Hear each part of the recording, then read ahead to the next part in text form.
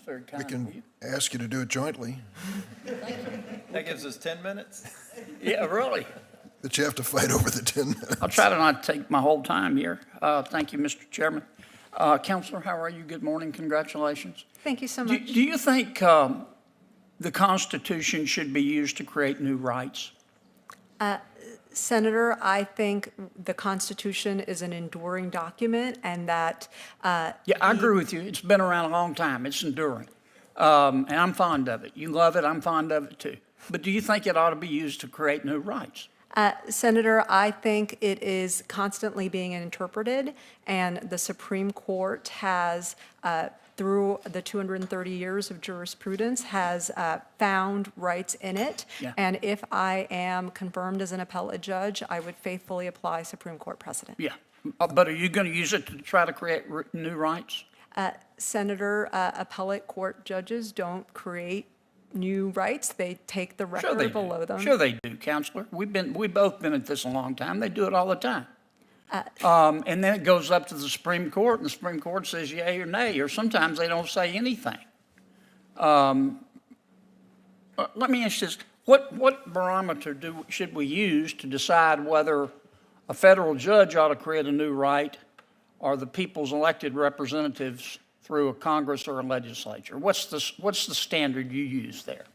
Senator, we have co-equal branches of government. The legislature does the policy making, the judiciary. Yeah, but what's the standard? I'm sorry to interrupt you, but we had this problem in the last administration, and we have it in this administration. If you could just answer my question, because 5 minutes just goes like that.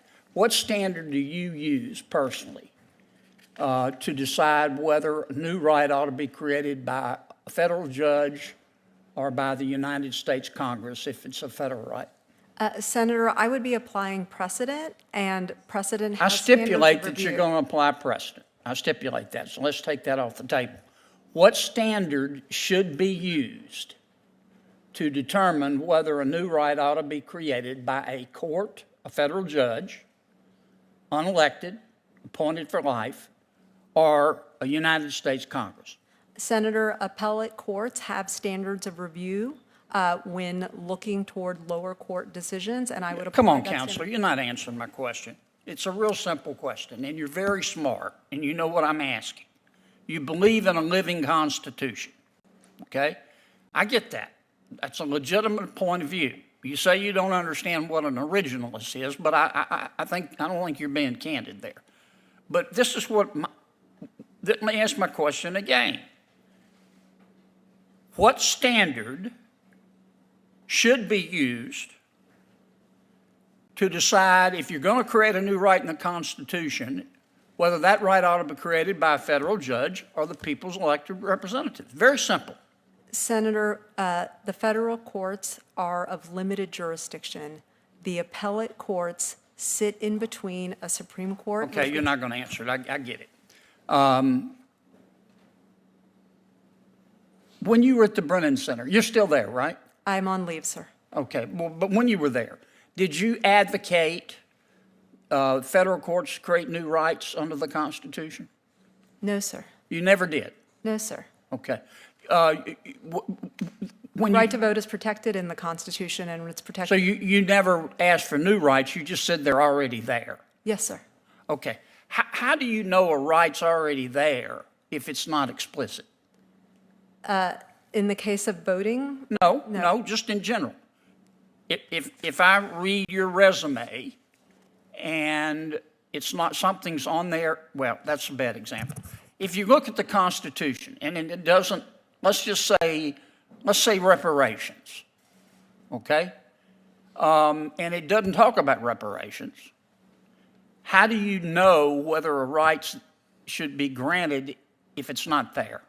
That's what I understand you to be saying with the living Constitution. Senator, again, a case would not come before an appellate court unless parties presented an argument. I get that. I understand how a lawsuit's tried. Let me ask you again. How do you know if a right's not explicit in the U.S. Constitution that it's really there? It's hiding, it's lurking, and we just have never seen it. Senator, in Marbury versus Madison, the Supreme Court said that the Supreme Court interprets the Constitution. Right. I would look to precedent. I would look to see. What if there's no precedent? There's always some precedent. See, here's my problem, Counselor. This is where I think you're headed. I think what you want to do on the federal bench is advance a social agenda and rewrite the Constitution every other Thursday to advance a social agenda that you can't get by the voters through their elected representatives. Senator. Now, that's a legitimate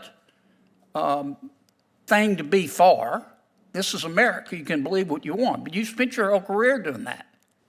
And it bothers me that you're not defending that here, that you're dodging my questions. Senator. You're not the only nominee who's done that. It happened under the prior administration. It must be something in the water at the White House. But I'd respect you a lot more if you just up front said it. Senator, I believe in the value of precedent. I think it makes our system. So do I, but better. that's got nothing to do with our discussion. We both know that. And I understand that you've been advised to say precedent, precedent, precedent. When in doubt, is it raining outside? Precedent. But it inhibits our ability to have a rational discussion.